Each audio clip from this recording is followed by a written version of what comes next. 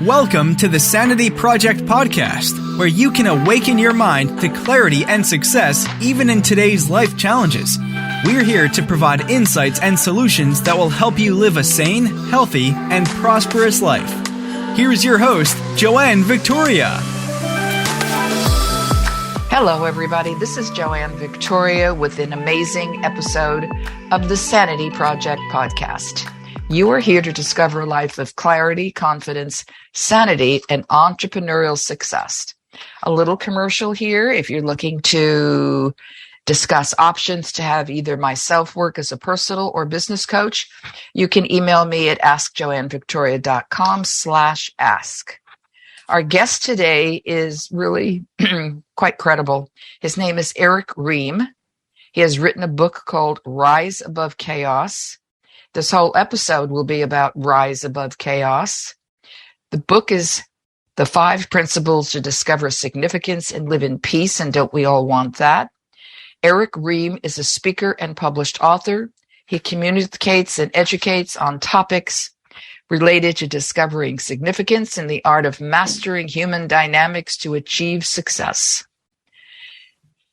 Actually, I'm going to let him tell you the rest of it, because aside from the fact that he graduated from the U.S. Military Academy in 1995 with a Bachelor of Science degree in engineering, he served as a military police officer in the U.S. Army in Bosnia-Herzegovina and the rest of Europe. Welcome to the show, Erick Rheam. Joanne, that was fantastic. My mother would be proud. I appreciate that. And I'm honored to be hanging out with you. I had a great conversation with you beforehand. I know you're out in the Pacific time zone. I'm out here in the Eastern time zone. I got to tell you, the future is bright. It's fantastic out here at 2:00 p.m. So I'm looking forward to hanging with you and your audience today. I appreciate that, because everybody's going da-dun, da-dun, da-dun, like the world is coming to an end, and they don't realize this is just another rise above chaos. That's awesome. I love it.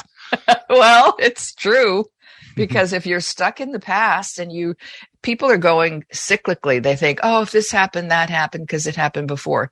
That's wrong. They can make the world what it needs to be. I love that. Yeah. You mentioned I went to the academy, and the academy's been around since 1802. And it's been around for generations and trained a lot of the leaders that we read about in the history books. That we, learn from, and we gain information, learn from our mistakes and what we could be better as a country from some of these things. And I remember history was a big deal at the academy. When I go to the history department, there was a sign that said, "We teach about those who we taught." And so one of the things we always learn at the academy is there's lessons to be learned, but from the past, right? You can't live in the past, but it's amazing how you can learn from the past based on the good, bad, the ugly, and become better iterations of that. So it's good. It's good to have a good, healthy perspective of it, but don't live in there for sure. Well, I think a healthy perspective is what we need right now. And I'm hoping that you give our audience a portion of that. You help busy and overwhelmed professional men and women cut through the whirlwind of their lives. So how do you do that? Yeah, well, I think how I do it is I lived it. That's the main thing. In fact, I'm a professional speaker, as you may know, and I actually train a lot of professional speakers. And when speakers come to me and they're frustrated and they're really struggling, I always tell them that's good, because you're more relatable as a speaker if you walk on stage with a limp. Nobody likes to learn or hang around someone who's perfect. We want to know that other people have flaws too, and they learn to overcome it. So what I did is I went through my own journey, Joanne, where I just had to figure some things out myself when I got through a crossroads of my life, and I just had to change some things, or I was going down the wrong path. And then over time, because I am a speaker and a communicator, I began to unpack what I learned over the last decade and a half, and came up with a methodology that I believe will help people that are listening on here as they go through their chaos. By the way, spoiler alert, chaos is always waiting for you on the other side of chaos. It never goes away. We go from one chaotic moment to the next, but there's a way that you can navigate it so you can live your best version of your life. And what I think you can do is rise above it, where I believe your significant lies. So I have a methodology that I've worked through that helps folks get through that. Is that the assessment that you're giving away free to our listeners? Yeah. The assessment is the start, right? I mean, all good journeys start with being aware of where you are, right? You can't go anywhere unless you know where you are. And so that's the assessment you mentioned, where you can go at yoursignificanceassessment.com. It's a start for you to discover where you are on your journey to significance. And then if you want to continue the journey and get to ultimately where I think all of us want to be is our best version of significance, where we can add the most value, but also live in peace, then it'll get you at the start with it. And it'll also give you some steps and some things to think about to move forward. Well, I think that's important. And I know that people who are listening want something like that. They want to know where they are based on, I guess, is this a test you created yourself, this assessment? Mm-hmm. Yeah. What I did is I began to think through the methodologies and the different facets of just humanity and the things that we struggle with to get to where we want to go above the chaos, and start to formulate where we get stuck in some of the obstacles and develop questions around that to highlight those certain obstacles, right? And bring that to the forefront. Because everybody, even including yourself, we have different forms of reality that we're dealing with that we have to observe, be aware, and overcome. And so what that assessment does is it gives you an idea of where you are on that form of reality, and then gives you the tools to overcome it in the way you need it. Like, for instance, you may be in a different phase than I am, and you'll need different skill sets and tools to navigate that than I did in my phase. But we all want to get to where we want to go. And so there's different tools. So it's not one of these things where it's just a catch-all. It's more customized to help you exactly where you are and help you get beyond it. That's important, because I think that sometimes I am promoting a one-size-fits-all, and I don't do that too well, because we are not one size. I mean, the only thing we have in common is we're all human, and that's important, but it's not enough. You know, we need to know, how do we get to where we want to get? Excuse me, edit. I have to make a note of that. Okay. We have to look at where we want to get, and not each of us has this same basket of tools to get there. So we need to get that. We need to find that basket of tools and just pull out the tools that will work for us. That's a beautiful statement. And it kind of goes with the theme of your whole podcast on clarity.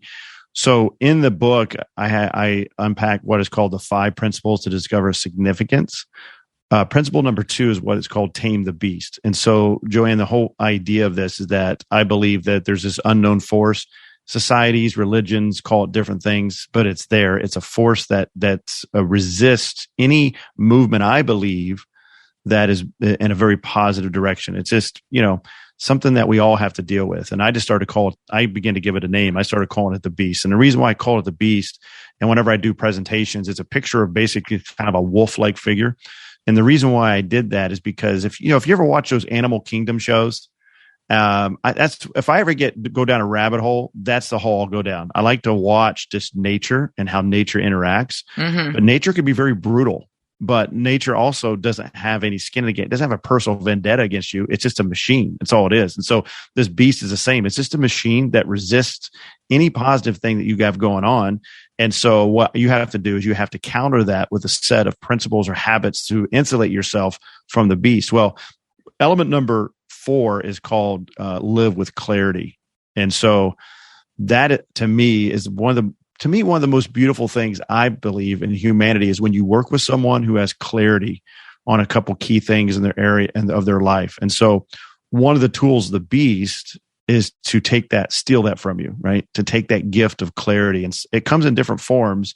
One of the areas of clarity is just clarifying what it is that you personally can add to the world, right?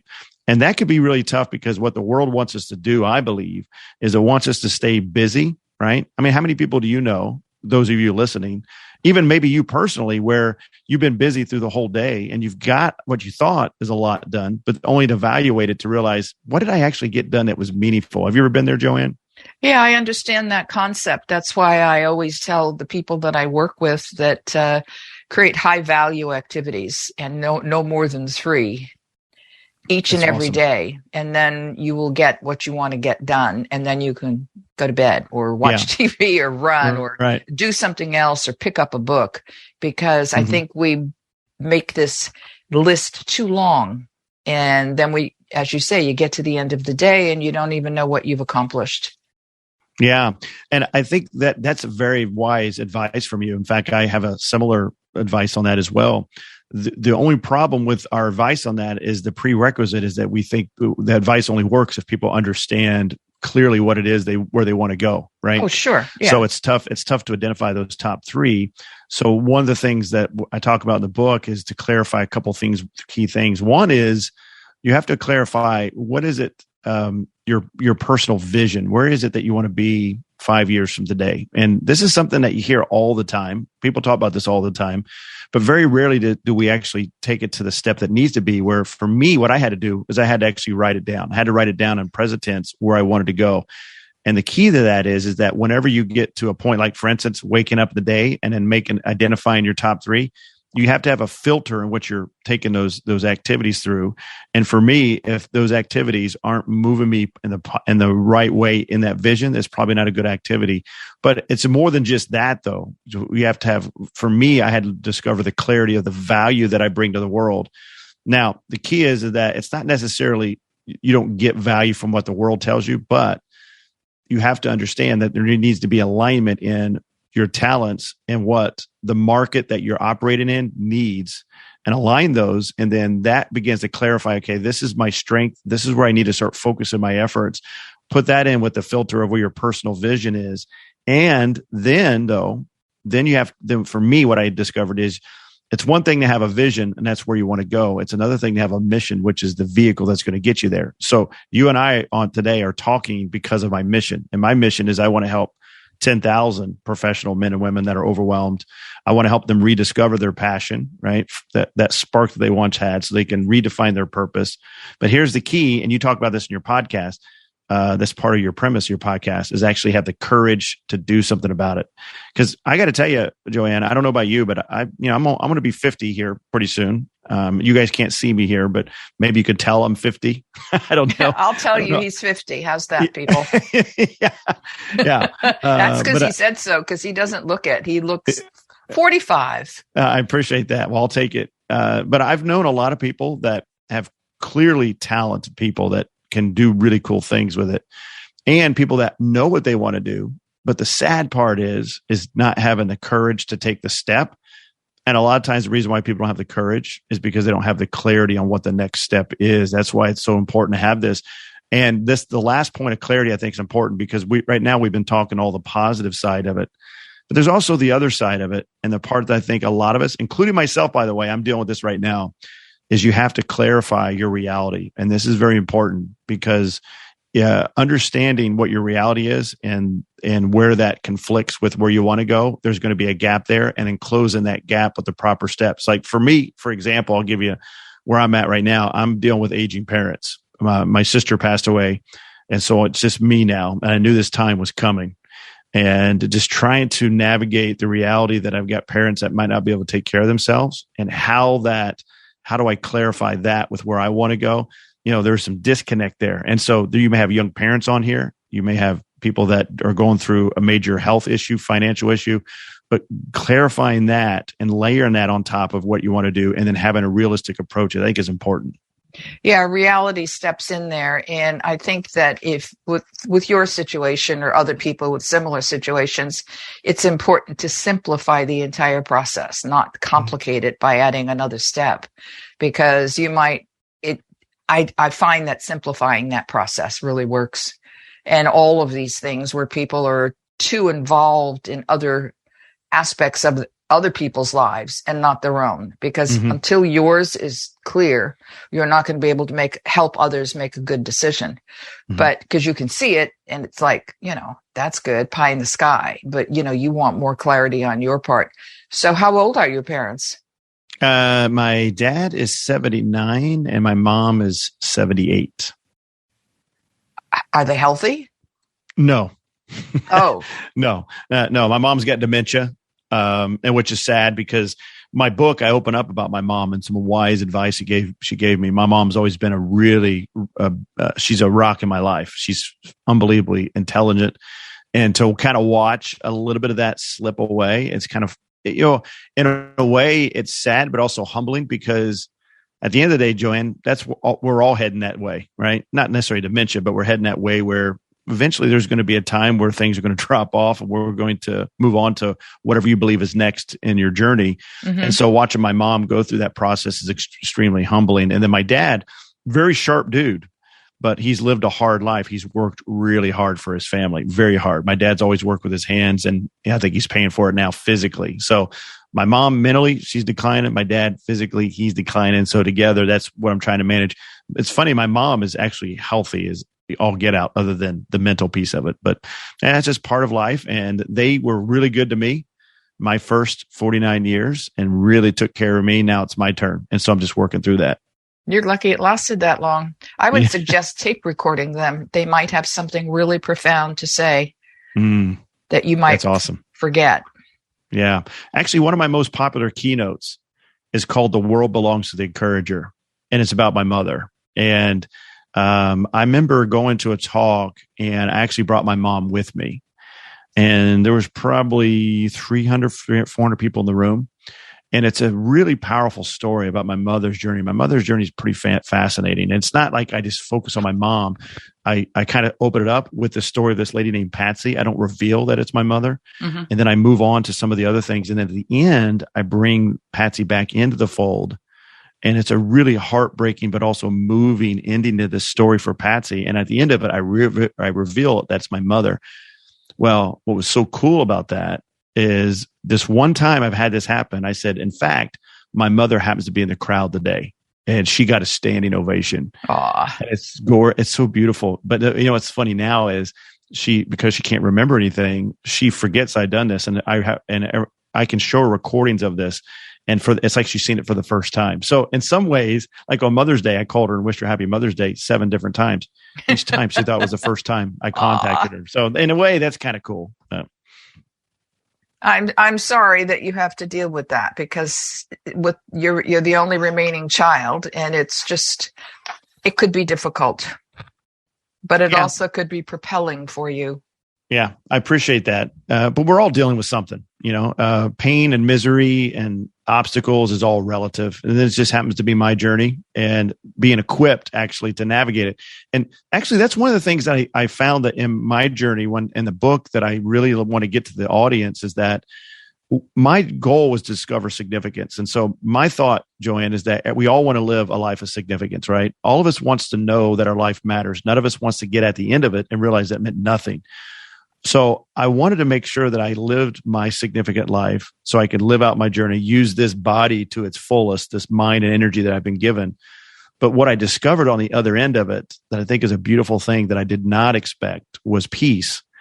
And I thought peace was when everything was going well, but actually I've learned that I can live in peace actually when things aren't going well, because most of the time life isn't going well in some facet, right? Correct. And so even though I'm dealing with this, my mom, and it's a struggle, and my dad, it's a struggle, I'm doing it with peace, because I've learned to do it within my own significant self, which is a beautiful place to be. And I wasn't there many years ago, and that's where I want everybody to be. Well, it's interesting because you are looking at your parents who have issues. And as you say, everybody has issues, but you have realized what these issues are for them. And then you're coming through with all of your background combined, your own mission, your own vision. You're able to help them, but help yourself at the same time. Yeah. Because the thing is that, unfortunately, when my sister passed away, and you probably lost loved ones maybe, and people listening to this understand this, but when my sister passed away, it was a gut punch for me. It was that was the first time I lost someone that close to me. And the realization I had as I was on the plane flying home was that on the plane, as I just started to look, I was almost like I had this really new perspective on life. And the world kind of slowed down for a moment, and I got tremendous focus. And what I realized, everybody around me could care less that my sister passed away. Mm-hmm. And they shouldn't, because I had no idea and they didn't know her. But I realized that the world never stops. It doesn't stop. It moves on. That's the painful and beautiful thing about the world, has just resets and keeps moving and resets and keeps moving. You have your time for whatever time it is, it's going to reset. And so that's when I just realized that things are going on with my mom, but it doesn't change my responsibilities to show up for this podcast, to show up to help my kids, to help the audience I want to be with next week as I do a keynote in Pennsylvania. And just understanding that it doesn't stop and that we have to have the ability to manage that. In fact, element number 2 of the 7 elements of the perfect day that your listeners are going to get when they check out the significance assessment is managing energy, because it could be pretty draining to deal with reality in the beast. And so, in fact, I have a podcast episode that's coming out here pretty soon on that very element, managing your energy. And so, like for instance, today I had to take time to take a nap today because I just knew my energy levels were low because I just have a lot going on. And being aware of that the beast can attack you when you're weakest and when you don't have the energy, and constantly managing that's very important. And so, I'm working through this stuff with my mom. I'm working through stuff on many different areas of my life, but I can do it from strength because I've developed my methodology to handle that on a day-to-day basis. Lucky you. I'm serious. No luck behind it. Trust me on that one. There's a lot of hard work, I understand, but at least you found the tools within yourself to handle this. That's what I mean by lucky. Yeah. You know what's so funny is it's funny because I found the tools, but I'm constantly evolving. And I just recently had a conversation. One of the things I talk about, principle number 6 in the book, is assembling the right team. And this is so important because there's no example, Joanne, of any person living a life of significance in the history of man or history of women, of anybody living their life of significance without the help of others. You need others around you. And so I've got a really good group of people I've surrounded myself with. I've been very intentional. And so I called up my buddy whose dad has dementia. And we were just talking through this, and he gave me a piece of advice that was very helpful for me. And maybe this will help your listeners too. He said, listen, this is going to be a struggle that you're going to go through, and you have to kind of parse out how you're going to deal with this in buckets. And he goes, you have to separate yourself from being your mom's son from some of the decisions you're going to have to make, legal, financial. And so it's almost like you got a financial bucket, you got a legal bucket, and you got a she's your mom bucket, because I was struggling with that, to be honest with you, because she's my mother, and there's a transition of now she's really kind of dependent on me, and it's tough as a son to help to make some of these decisions that are going to impact her that she can't make for herself. So that's something I've just learned recently that I've never learned. I'm evolving, is that I have to separate some of these in different buckets, and sometimes I have to go to the legal bucket, Joanne, and I have to separate the emotions from it and just make legal decisions because we're dealing with a human being here that needs help. Yeah, that's a lot of responsibility, and I don't envy you any of that. Wow. So continue to talk about the your significant assessment.com.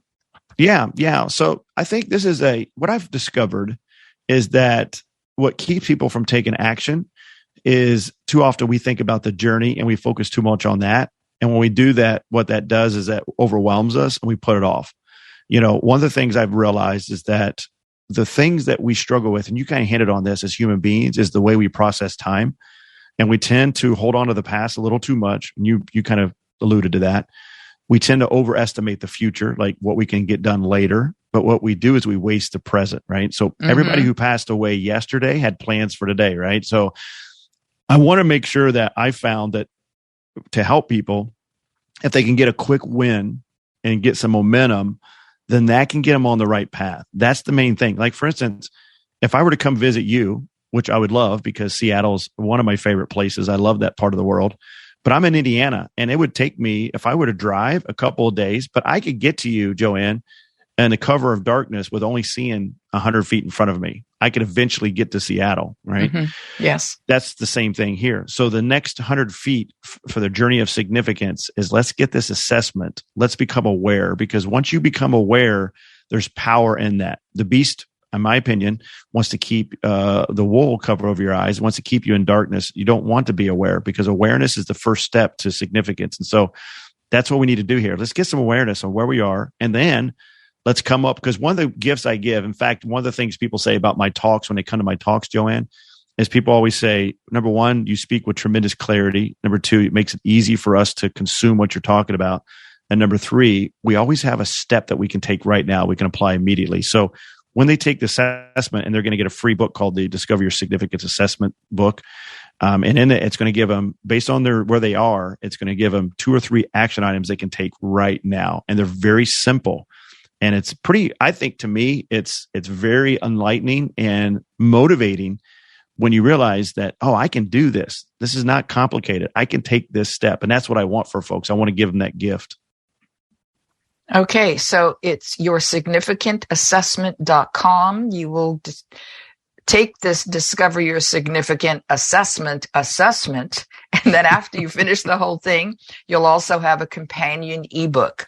Yep. Now, one of the things I always tell my listeners is after they listen to a podcast is to re-listen to it after they've shared it with their friends, whoever, but to re-listen with a pen and a paper, because there's no way you're going to remember everything that Erick Rheam talked to you about today.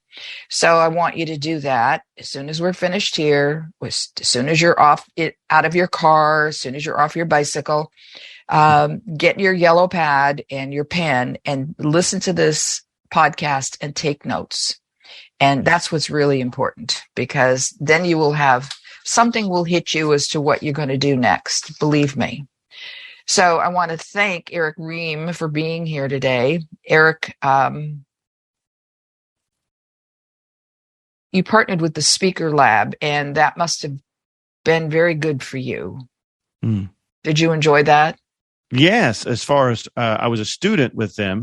Okay. And they helped me really clarify some things that took me to the next level. But then once I got onto their side and I started crushing it on the speaking trail, they asked me to come back and help some of their top end students. So I have the pleasure, Joanne, of working with amazing. I'm blown away of the people that are out there that have these amazing journeys and want to translate that into a speaking business. So I'm lucky enough that I get to work with usually a handful of people on about 90 days and walk on the journey with them. Mm-hmm. It's amazing the kind of people we're bringing out to the speaking trail. It's fun. Well, you can find out everything about Erick Rheam at his website, ERICKRHEAM as in Mary.com. Erick Rheam. Everything is there. You will enjoy it. It is a very professional website, very clear on what you get if you work with Erick. I want to thank Erick Rheam for being here today. It's been enjoyable. And have a great day, everyone. I hope you enjoyed this episode of the Sanity Project Podcast. Please go to AskJoanneVictoria.com to listen to more podcasts. Check out Joanne's coaching programs and get a free copy of her report, 5 Steps to Achieve Life-Work Harmony. That's AskJoanneVictoria.com. Take care, and thanks for being here.